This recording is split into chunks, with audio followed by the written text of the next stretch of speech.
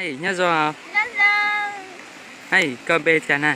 Cứ bây hùa anh sơn nè. Lùm món này. Lùm món hùa xanh nè. Sợi món đấy chưa?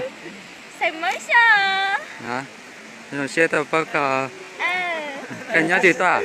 Cứ nhớ số phi tòa. Sophie để lúc xa thì Sao chưa phố? nó ở sau đấy. Chưa. Nhớ rồi. Nhớ rồi mà. Hey, con bê chả nè. Nó bây hoa chi nào. Sợi món đấy chưa? Tỉnh môn mùa. Đó. Nhớ thì tao. Nhớ chiếm phố tòa. Đó. Ờ. Mọi người yêu chưa? Rồi chúng ta.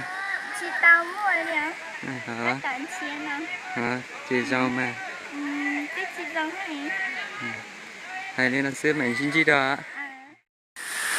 Nhớ rồi. Nhớ rồi. Hey, con bê chả nè. Đi hồi gì nè. Sợi món đấy chưa?